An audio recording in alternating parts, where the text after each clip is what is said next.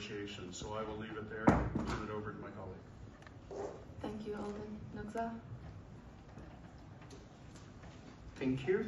I'm Nugzar, head of the board of the EECCA, which is the Eastern Europe, Caucasus, and Central Asia region.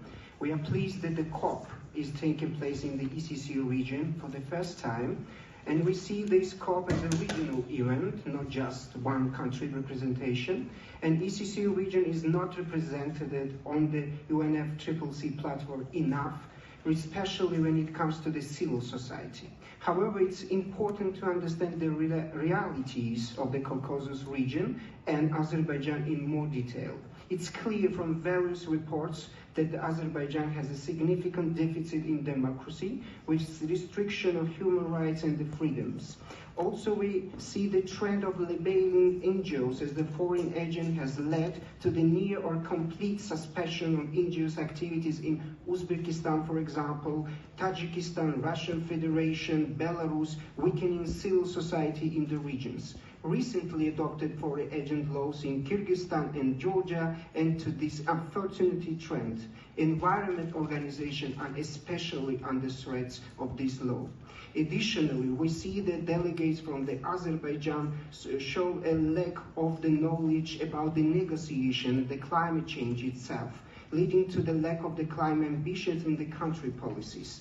Therefore, this knowledge could be found within representatives of civil society. That's why we call international NGOs to pay big attention and support the civil society in the region. We see the potential issues. There might be issues with access, and I'm here with my own example of being denied access to the polling during the COP24 in Katowice, which is in the EU. NGOs and media have to prepare a couple of the scenarios and to be ready to support each other. Topics of the political prisoners and human rights might not be welcomed. And according to the environment and human rights activities, Azerbaijan won't be able to change much over the next months. It is better to focus on the climate agenda, as the situation could worsen rather than improve after the conclusion of the COP on the Troika arrangement. The country has limited capacity for the climate negotiation and the diplomacy in general, and it has the 30 years of independence history and not enough horizontal knowledge exchange. We see also the opportunity in Azerbaijan. Azerbaijan, being one of the climate vulnerable country in the Caucasus, has a significant interest in financial achievements with the NQCG and COP29.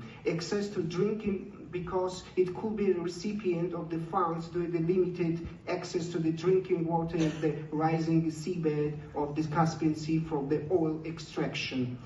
The country is unlikely to lobby for oil interests, and it is the reducing oil production and positioning itself as the regional leader in the renewable energy.